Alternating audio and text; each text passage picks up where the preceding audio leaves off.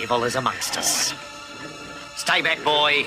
This calls for divine intervention. I kick ass for the Lord.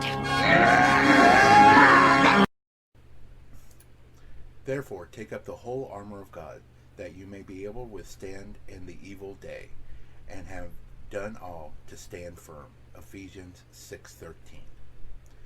You must never be fearful about what you are doing when it is right. Rosa Parks. Open your mouth for the mute, for the rights of those who are destitute. Open your mouth. Judge righteously. Defend the rights of the poor and needy. Proverbs 31:8-9. The only thing necessary for the triumph of evil is for good men to do nothing. Edmund Burke. For we wrestle not against flesh and blood, but against principalities, against powers, against the rulers of darkness of this world, against spiritual wickedness in high places. Ephesians 6:12. Last week of the election, let's talk about everything that's going on with it. Welcome to Heresy and Hearsay, a podcast to reclaim faith in the context of political discussion. I'm Reverend Barney, and you can follow me on Twitter at SethRothII, and you can follow the show on YouTube, Facebook, Twitter, and any podcast catcher. You can also just look for Heresy and Hearsay. Please like, share, and subscribe, and follow us. Also give us a review, because that helps others find us. I'll be doing this solo again this week, but you can also find my partner and my better half of the podcast, September, on Twitch and Twitter at 9 of 12, and you can also hear her on the Geek Girls podcast. She's also helping coordinate getting out the vote for the Biden-Harris campaign, and you can also reach her at Twitter at 9 of 12, or you can reach her on her personal Facebook page at September. If you need to get a hold of me, and I can forward you on to her, and she will be more than happy to put you to work to making phone calls to make sure people get out to vote. Heresy and Hearsay has a Patreon site where you can find us. Just go to patreon.com/Heresy and Hearsay, where you can visit and help support us. Just $2 a month goes a long way to help this humble show. You can also contribute bits in Twitch, or subscribe for free if you have Amazon Prime, or subscribe, paying money if you don't have that free thing with Amazon. So there's going to be a little bit of house cleaning first. First off, this is really late at night that I'm recording this because my head is allowing me to record this. So I'm going to record as much as I can. So this is going to come in two parts. The first part is I'm going to head over some news information, just hitting some high points on news and everything, and then I'm going to do a call to action as the second part,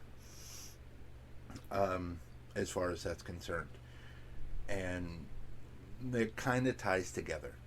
So that's why I've chosen the stories I've chosen to hit on. This should go up Wednesday afternoon, this particular show, and then I will be recording a second show either Wednesday or Friday and have it up Saturday, at the latest Saturday afternoon, if I record on Friday. And then I will be live on my Twitch channel on Tuesday night, going live about 7:30 in the evening, doing live coverage of the election night, and we'll be watching that live, and I'll be kind of hopefully giving you guys some good news on that night and everything. I know there'll be a lot of people watching, and if you want to listen to me ramble on for hours while we're doing that, that'd be great. I'll be on at my Twitch channel. My Twitch, it'll be, there won't be any video because I'm still working on a really silly, badly powered laptop, so sorry. but there will be my audio and everything else, and you can listen to my audio like you're listening to a podcast while you're watching the results muted, so you don't have to listen to the talking heads. And that will start at 7:30 on my Twitch channel, which is Rev_Barney_Daniel, I think it is. I don't remember off the top of my head. I'll post it in the comments when I post the links. The second show this week will be about the environment, like I promised. But so I took a week off because I was just not feeling well. Still not feeling great. The weather has been weird here in the South. We'll get cool days, and then we'll get warm days, and then we'll get cool days, and that does not do anything for my migraines. So I'm just trying to make sure I can go to work because I have to have a job. So let's talk first about the Republican and what they've done. So basically they went ahead and put in Justice Barrett. She is now a justice. She's been sworn in.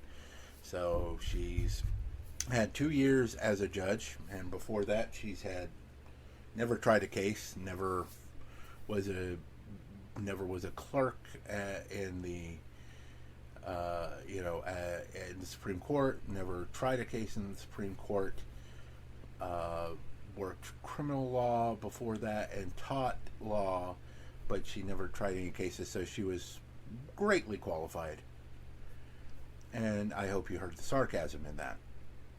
But it seems that in the rush to get her pushed through, that not even the party that pushed her through is super thrilled with that, as it seems that there has been a motion filed by the county election board brought by the Republican Party and the Republican state legislator in Pennsylvania, citing federal ethics laws that requires judge to recuse herself if she is impartially might be reasonably be questioned. In other words, the Republican Party in Pennsylvania are like, I'm not sure that she can actually, fairly judge this. If something was to come up during the election, if we have another Bush v. Gore situation about recounts and counting and all of that kind of stuff. And we're already seeing that stuff happening. There was a case basically where Wisconsin wanted to make sure that all votes were counted if they got mailed in.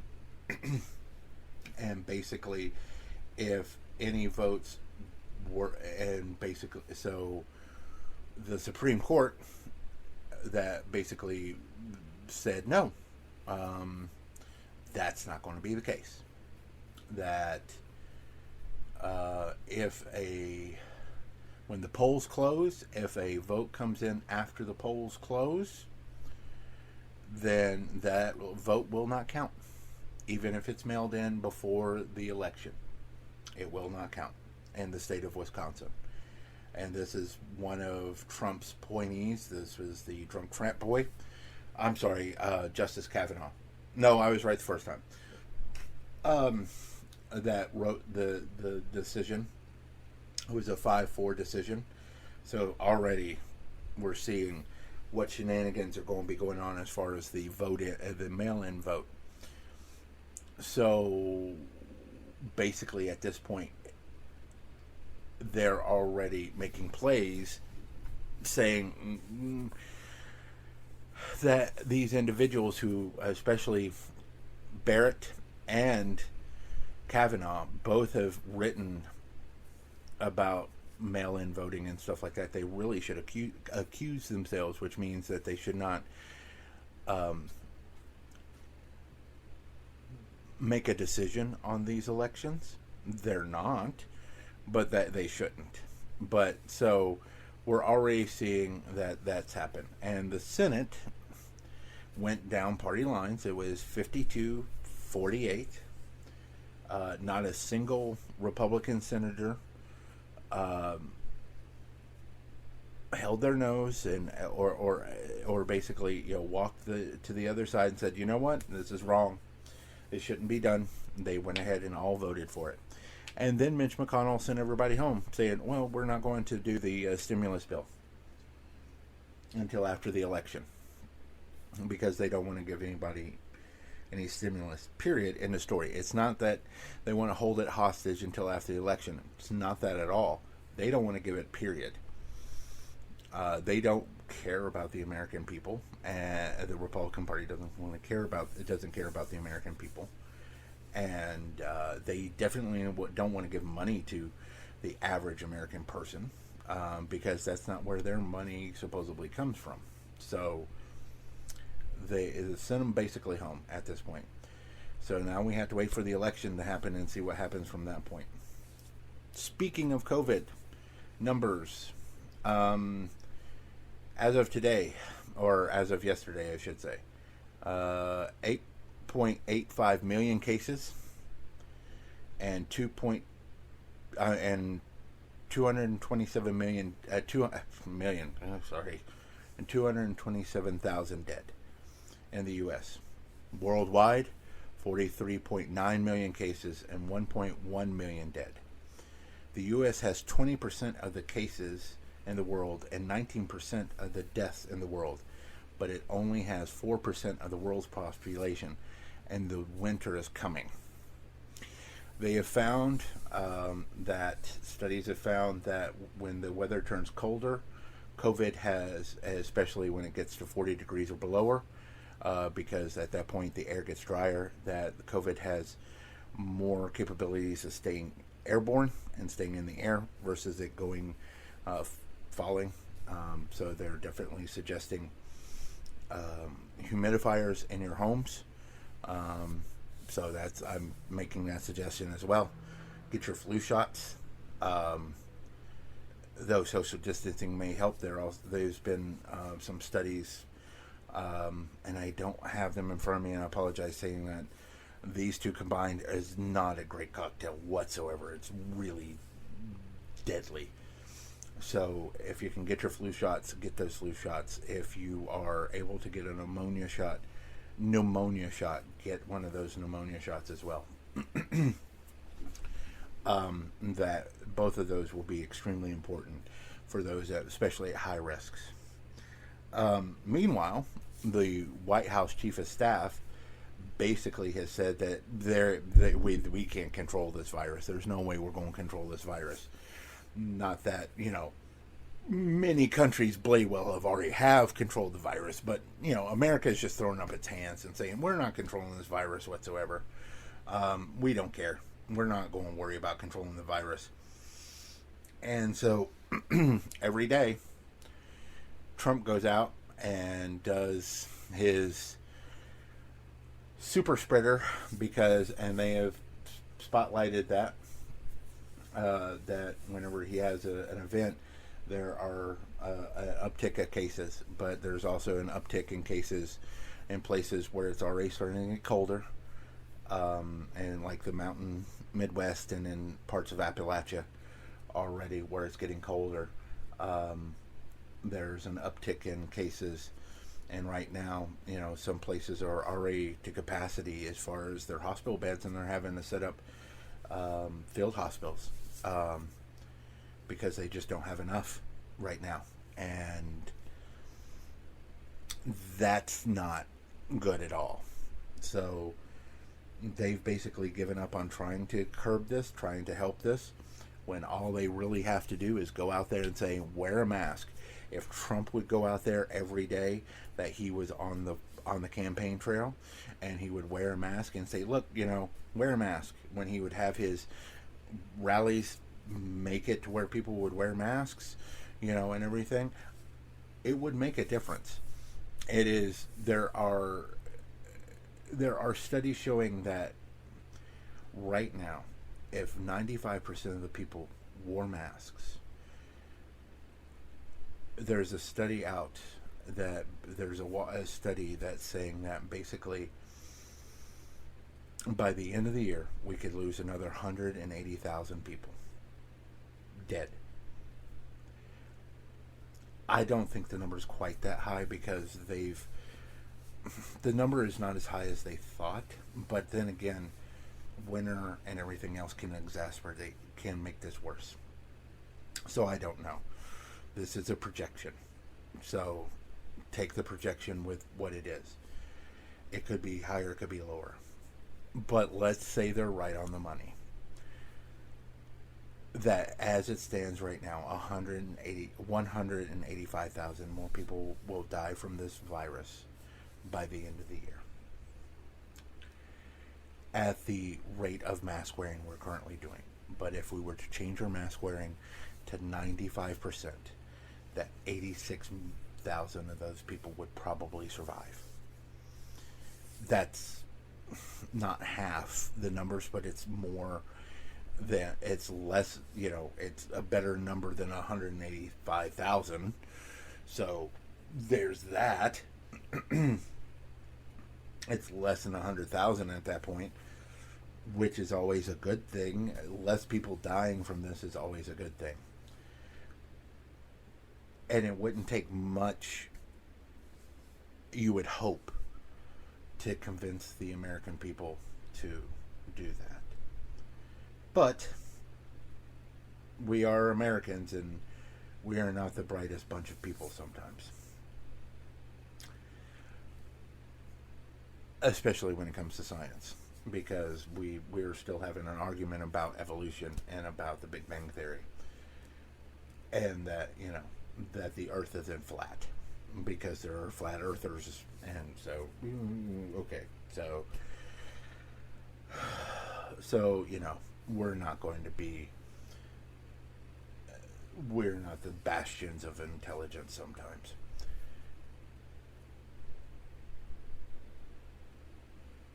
Let's talk about early voting numbers for a second.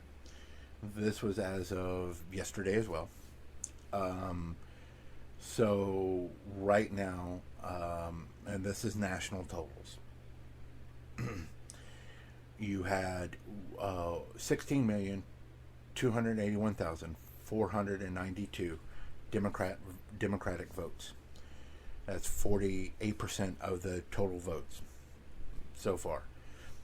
9,889,485 Republican votes, 29.1%. Minority candidates, meaning Green Party, Libertarian, other parties that are, and what I mean, and when I'm saying these numbers, these are people who are, this is what their party affiliation is when they're doing the early voting. And this is total of in-house and like early voting and mail-in ballots that have been received. Okay, so these are the people that have, like me, I am listed as a Democrat. So if I go early vote, I would be in that number there. I don't do early voting, and that's just my personal take on it, and I'll explain that in a minute, because that's part of the next part. So minor is people who are listed as a Green Party affiliate or Libertarian affiliate or whatever, and then non-affiliate is 7,567,483, or 23.3%, for a grand total of people who have early voted 33,942,732, which is basically blown, at least these are the numbers that I have from a reputable source, but it's basically blown the numbers out of the water from 2016 by a huge margin. I saw one graphic that had North Carolina early voting. It was like 2016. It was like 25,000 people voted early voting. and we're like 250,000 in North Carolina, which is like a huge difference in voting as far as that's concerned. That's like 1,000% difference, so it's a big deal. And early voting typically favors Democrats, as you heard there. And there's one more week of early voting, and typically the weekend before the election is typically the biggest one, where they get the most votes out. Is either the past weekend and the weekend before the election are the two big ones. Especially the Sunday, the Saturday and Sunday before the election, for certain counties that allow for Sunday elections. And there are certain in North Carolina, some counties don't do Sunday elections, some do, but a lot of churches and church groups and stuff do gatherings and stuff on Sundays for those counties that do Sunday early voting. Anecdotally, I have heard that there's not hardly any lines in places where there are early voting in places where you can go and early vote, at least in my county. If you go, especially during the weekday or whatever, and they typically have extended hours on the weekdays. From what I've seen for my calling, it's normally the same amount of hours as you'll see Monday through Friday, and then Saturday it's truncated hours.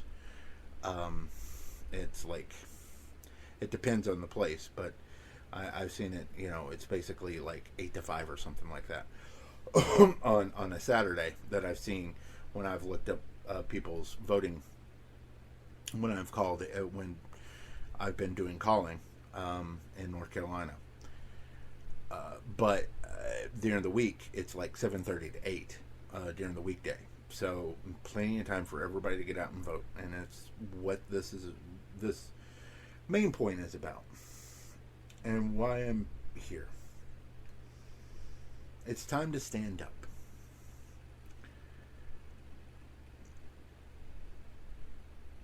When Justice Cohen was nominated, a lot of people were worried. When she was confirmed, people were scared, especially women, but a lot of other people too.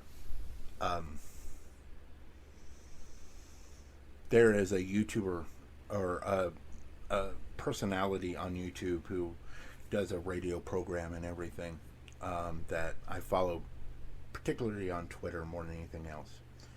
His name is Nash, and he does Radio Dead Air, and he does this thing on YouTube. Basically, it's called "What the Fuck Is Wrong with You?" He doesn't say it out loud. It's spelled. It's initialized. But basically, or something to that effect. I can't remember the exact term, but it's that. And it highlights people being stupid. But he's on the ACA. He's on the exchange. I have another friend who is a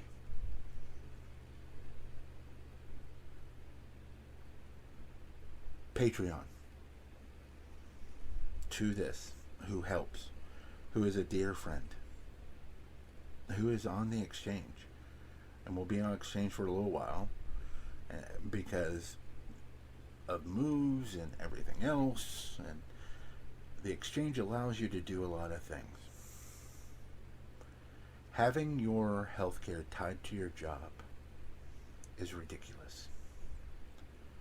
The ACA allowed people to be able to get healthcare that normally wouldn't be able to get it, and be able to afford healthcare that normally wouldn't be able to afford it. Nash won't be able to get healthcare because, especially if they strike down the pre-existing conditions, without the exchange. He has medicine he needs to be on to survive. And if the ACA goes, which Trump is trying to take away, with a court case that's coming up in front of the Supreme Court this month.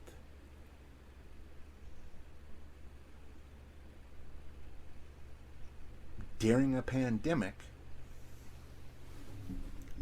This is why voting is important. This is why voting in 2016 was important, but the past is the past and we can't change it.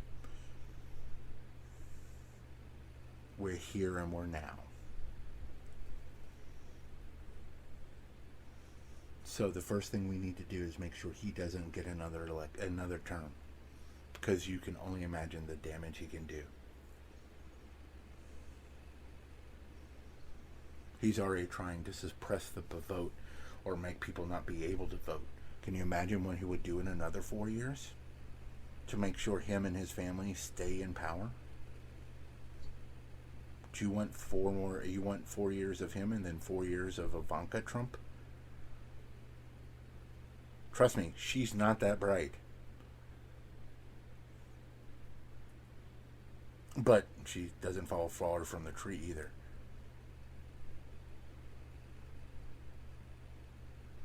Here's the thing.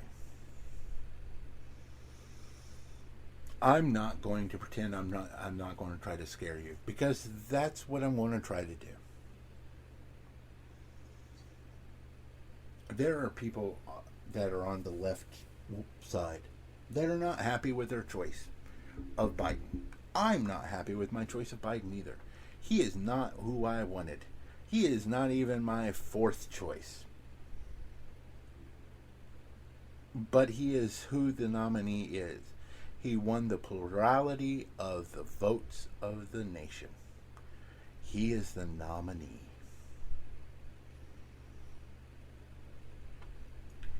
And as I said 4 years ago, I don't think I had the show 4 years ago, but as I said 4 years ago, on my Twitter and on my Facebook, it is a hell of a lot easier to convince someone who is already kind of on your side to come a little bit closer to the left than it is somebody who antithetically hates you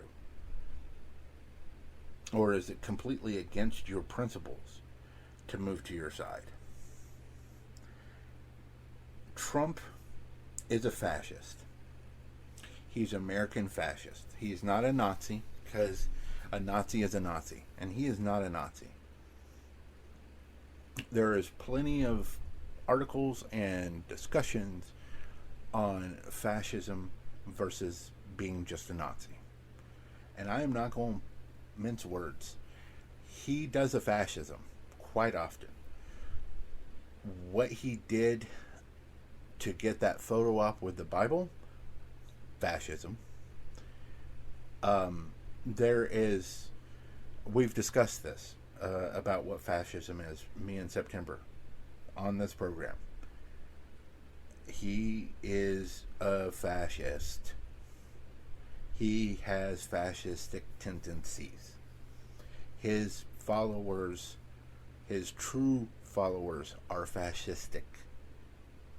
It doesn't take a rocket science to see it. Just read Fascism by Senor Eco. All you have to do is read that and see what's going on, and you can see it. That should scare you, because he's trying to create a police state. He is taking people off the street. He is separating families and putting children in cages. If that's not a concentration camp of some kind, I don't know what is. There has been whistleblowers about eugenic project of forcing women to have hysterectomies. You cannot tell me that that is not a eugenics project of some kind. Getting those individuals on the court so that he could swing an election if there needs to be a recount is a grab for power. And that is all fascism is about, is more power. Is making sure that they have the power. That the will, quote unquote, of the people is seen, and that he is the will of the people.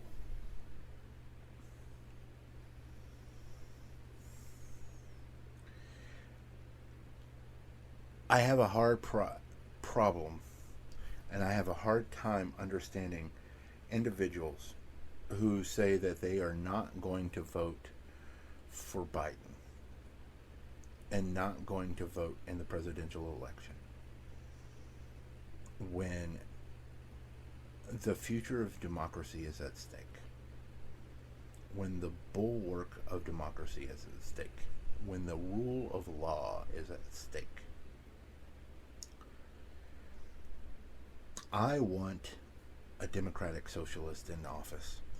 I want a strong social safety net. These are things I wish for. I wish for a single payer. I wish for free college for everybody.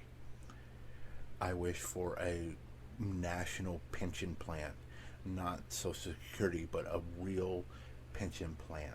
I will wish for better workers' rights. But you can't do that with someone who ultimately disagrees with you on everything.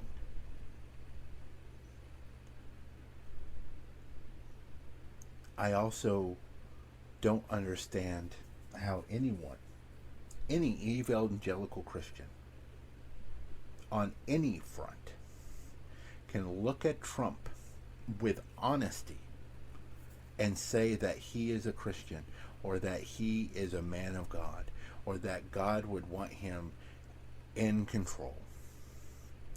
He is hateful. He is bigoted. He is evil. He is violent. He does not represent any of the tenements of the Prince of Peace, which is what one of the titles of Christ is. And he is not Christ coming back with the sword in his mouth. The sword in his mouth is the word of God. And he is not coming, and Trump is not the second coming. Because if you believe that, then you are not a believer. And you are blind. And you have not read your Bible. And you have not believed in your heart the truth of the Bible.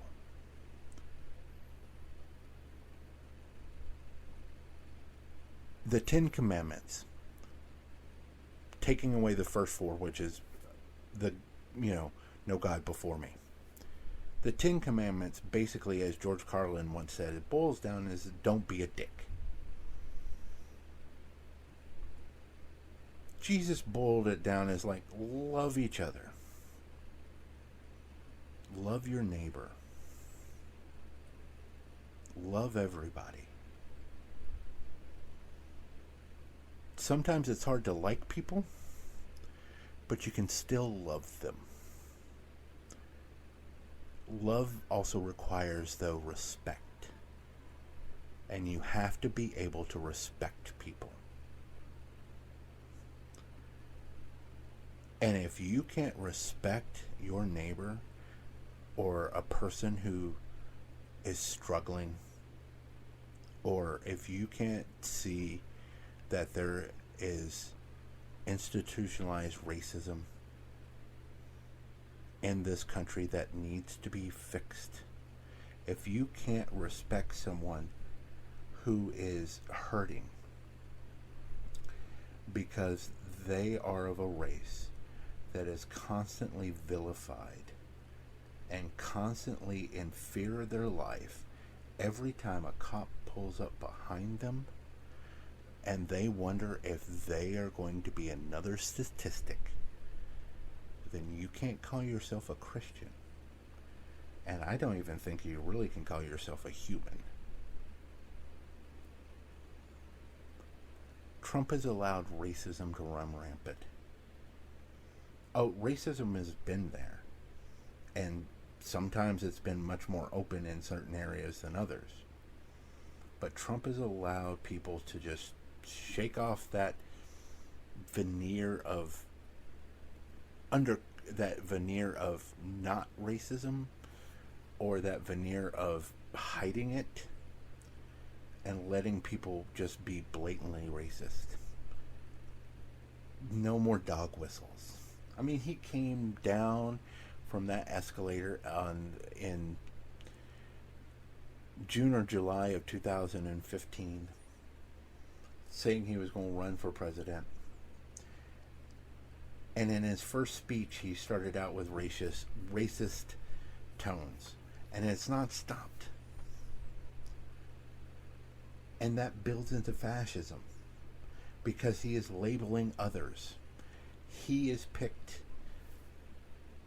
the Hispanic community and the people crossing the border to find a better life, to escape war and poverty and illness and death.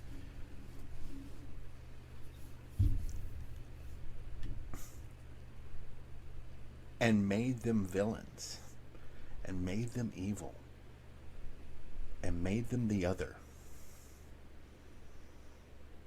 He has brought out the whole "let's make America great again," a histrionics or a fantasy of when America was great.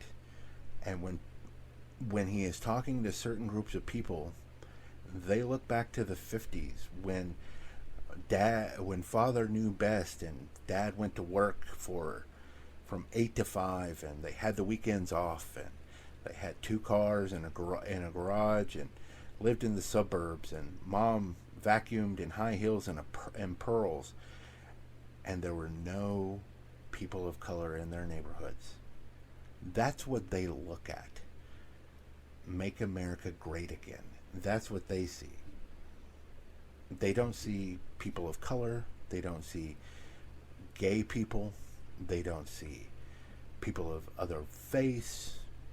They only see Christians of different denominations, maybe. But they don't see people of different faiths.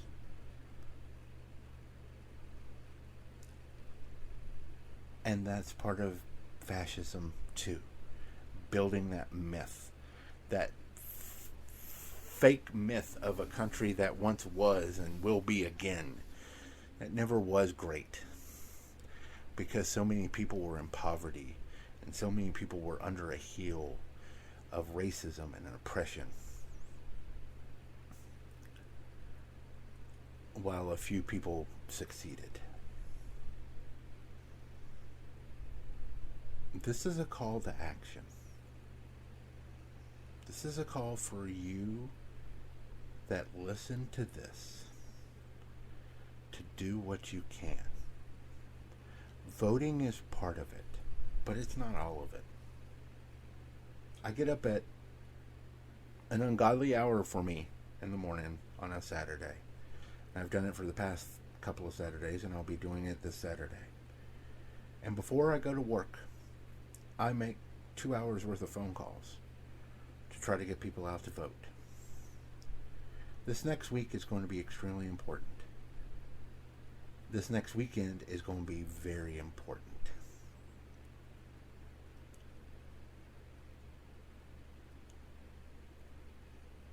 If you can hear my voice, if you understand what I'm saying, if you are scared of the fact that there is now a woman on the Supreme Court that will more than likely, as soon as a law comes up to the Supreme Court banning abortions, banning a woman's right to choose, banning possibly even birth control, that she will allow that to happen to this nation. There were a lot of women on my Facebook and on Twitter. Some of these women I know personally. Some of them I have never met in my entire life. Were holding their daughters and terrified of how they're going to explain to their daughters that we are now back into fighting for a woman's right to choose for maybe generations again, after that should have been settled law. And that should have been settled. That a woman's right to buy birth control, that has been settled for generations now, may be in jeopardy as well.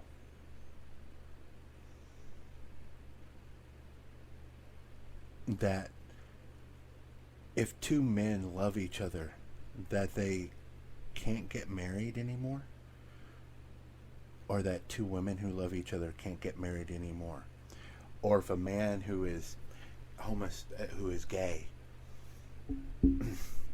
wants to join the military or just wants to buy a house, can be discriminated against again.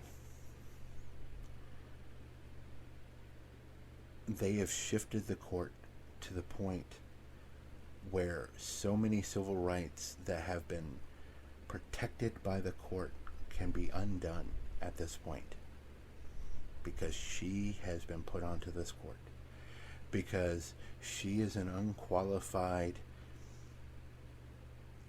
right-wing religious zealot who doesn't know her Bible, and who has been taught that women have a place and have a role, and that she has to fall in line and listen to what the men say, and that she doesn't have a voice in that. And that Trump was able to put onto the Supreme Court also a drunk frat boy who basically has no problem being handsy with a woman.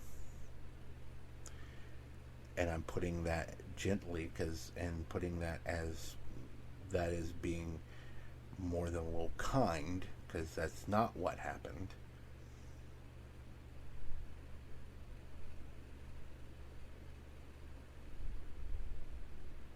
The court has changed.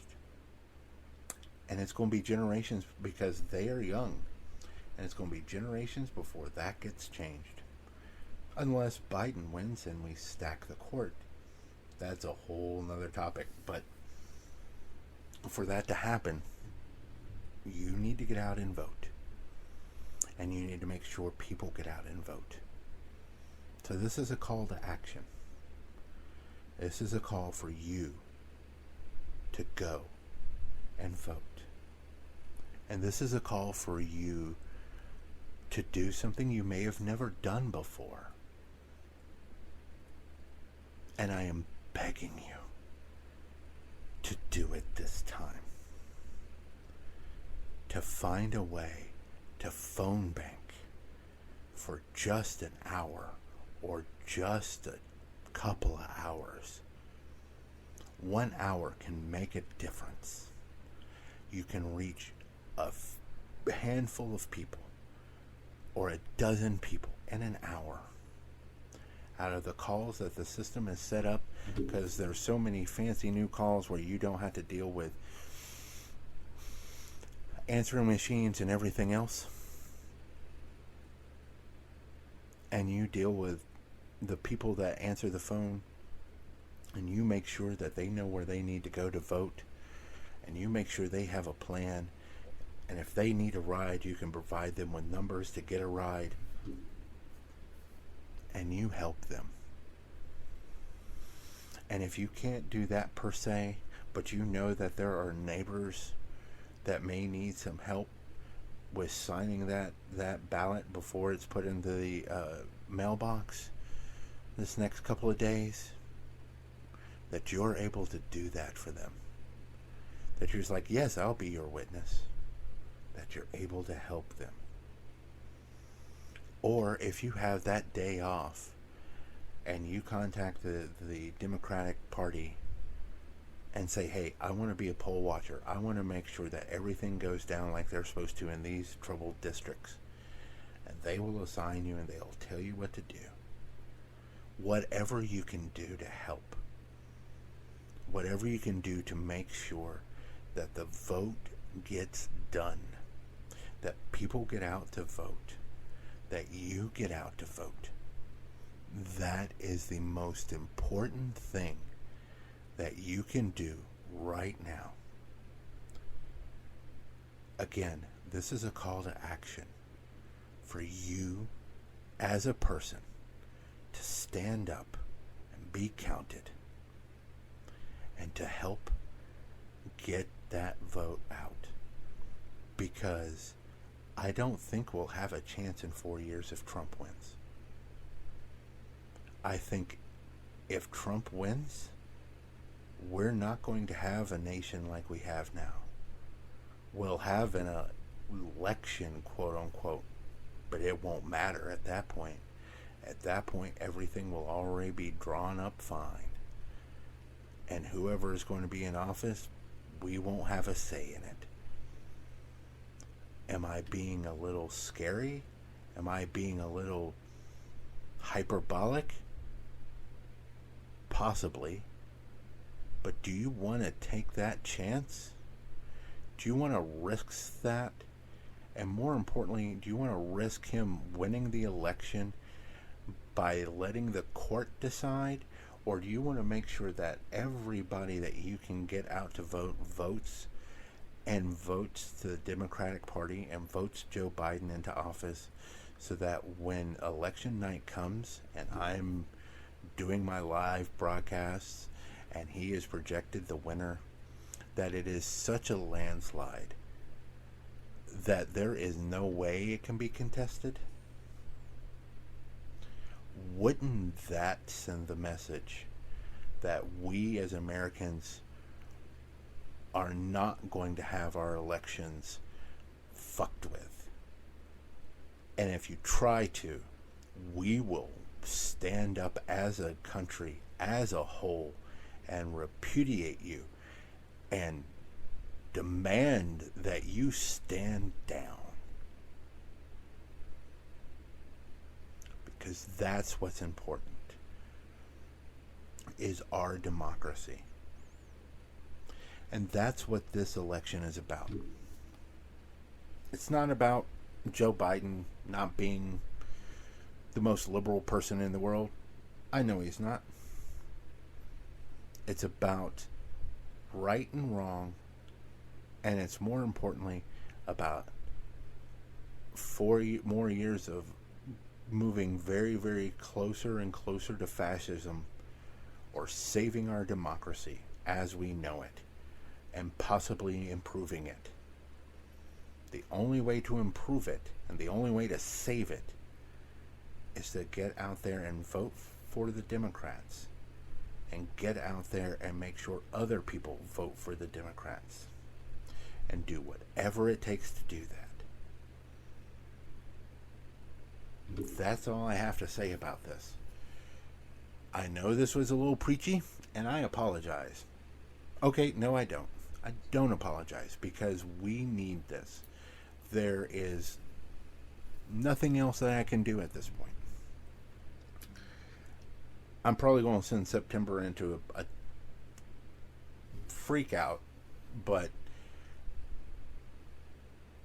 at the end of this, I'm going to read a little bit of, before I close out, I'm going to read a little bit of a speech before I do the closeout thing, but we'll do the carrot and stick first.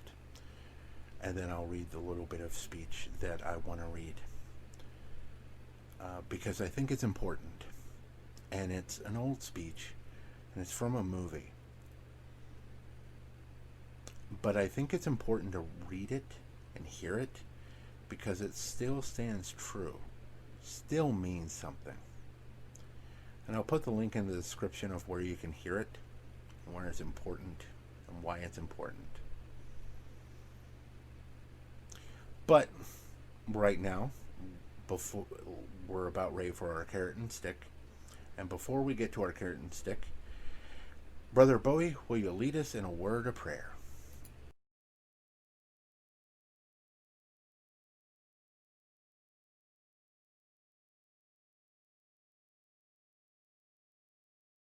Our Father, who art in heaven, hallowed be thy name. Thy kingdom come, thy will be done, on earth as it is in heaven. Give us this day our daily bread, and forgive us our trespasses, as we forgive those who trespass against us. Lead us not into temptation, but deliver us from evil. For thine is the kingdom, the power, and the glory, forever and ever. Amen. So first our carrot, and that goes to Michael Jordan. If you don't know who Michael Jordan is, you're probably much younger than I am, but Michael Jordan, partial owner of the Charlotte Hornets, is also the probably one of the most famous basketball players of all our time. Air Jordans is, the branded basketball shoes, blah, blah, blah. He opened another medical facility to help the underserved in North Carolina, which is extremely important. There are huge swaths of North Carolina that is farmlands and stuff like that. We do have major metropolitan areas, not like New York or something like that, but we do have large metropolitan areas in our area. But we also have huge swatches of lands that don't have a lot of urban areas, and so there are places that just don't have any medical facilities, or there's a long travel for those medical facilities, and so opening up those kind of places are important. These are also places that don't have a lot of local foods, or even what's known as food deserts, where they can't get decent foods at them or whatever, and that's why one of the lieutenant governor of North Carolina,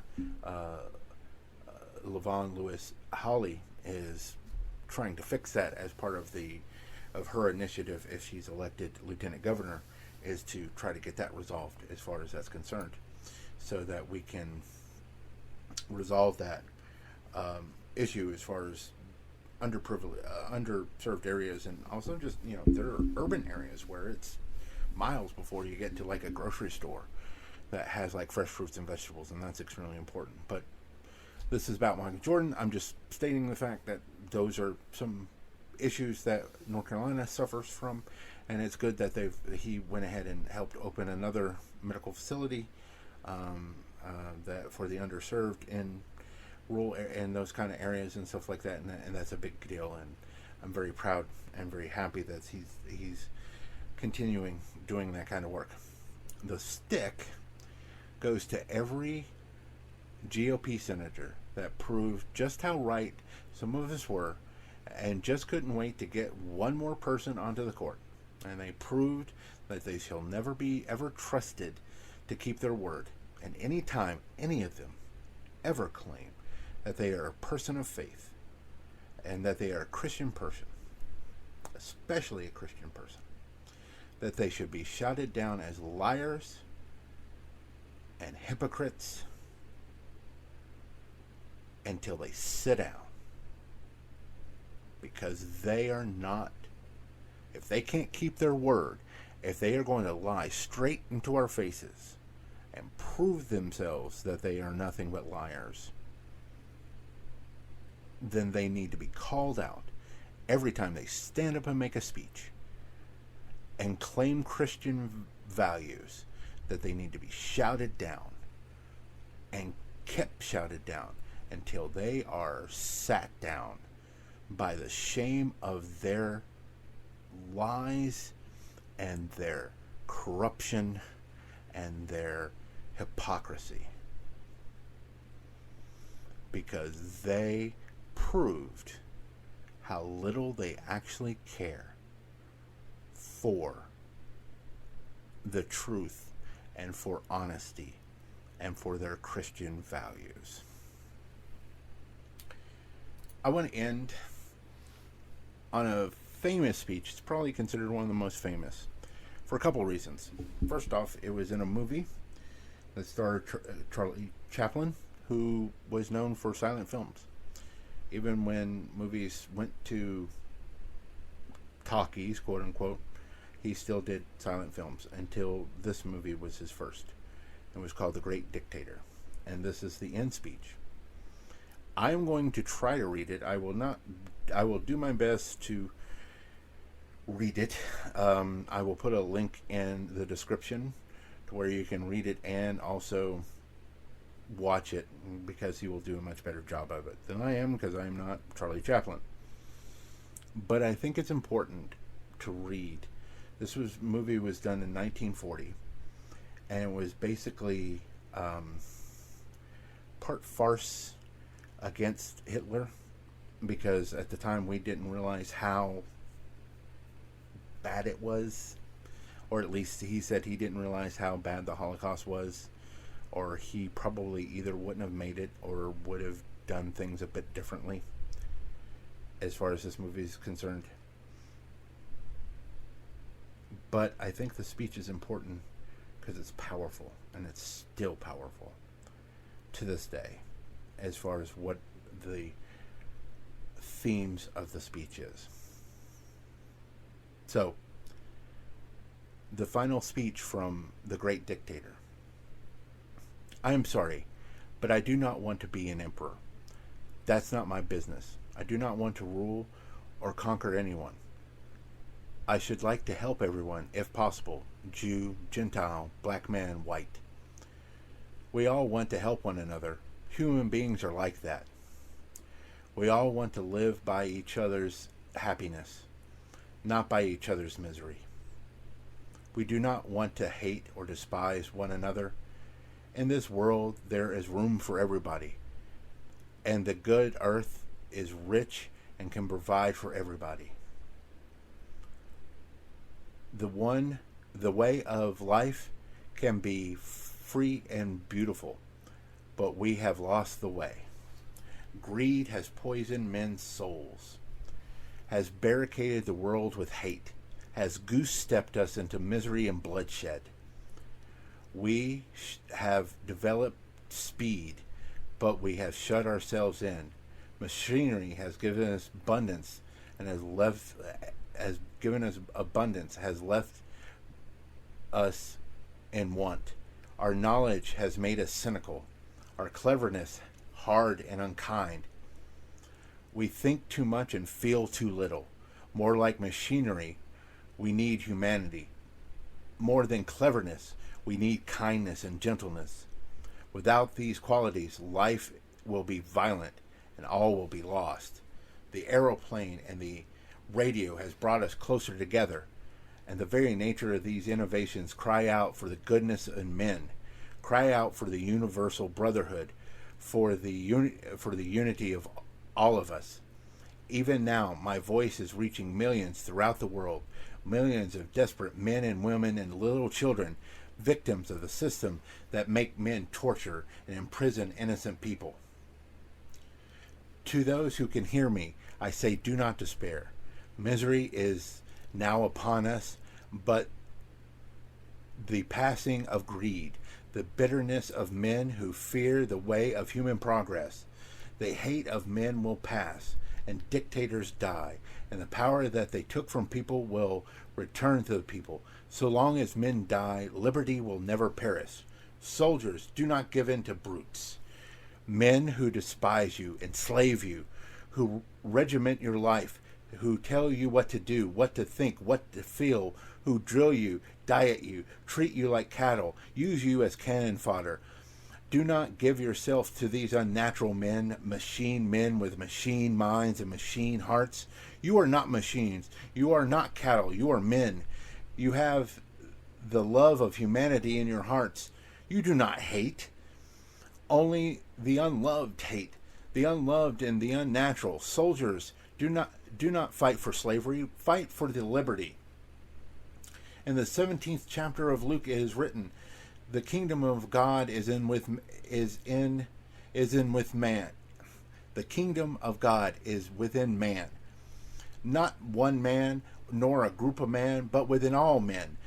In you, the people, have the power to create machines, the power to create happiness. You, the people, have the power to make this life free and beautiful, to make it, this life is a wonderful adventure. Then, in the name of democracy, let us use that power. Let us unite. Let us fight for the new world, a decent world where we give men a chance to work, that will give the youth a future and old age security. By the promise of these things, brutes have been given power, but they lie. They will not fulfill that promise. They never will. Dictators free themselves, but they enslave the people. Now let us fight to fulfill that promise. Let us fight to free the world, to do away with national barriers, to do away with greed, with hate and intolerance. Let us fight for a world of reason, a world where science and progress will lead to men's happiness. Soldiers, in the name of democracy, let us unite. Thank you for joining us here at Heresy and Hearsay. I'm Reverend Barney, and you can follow me on Twitter at SethRothII, and you can follow the show on Facebook, Twitter, YouTube, and any podcast catcher, as well as our website. Just Google us. Don't forget our Patreon page, where $2 a month can help us keep going. You can also find my partner September on Twitch and Twitter at 9 of 12. Sorry, that's NINEOF12, and you can hear her on the Geek Worlds podcast. You can also find her helping the Biden Harris campaign. Reach out to me, and I'll direct you to her so she can get you to work. And I thank you for listening. Bless your hearts. And I say this unto the night. Don't forget, there is hope.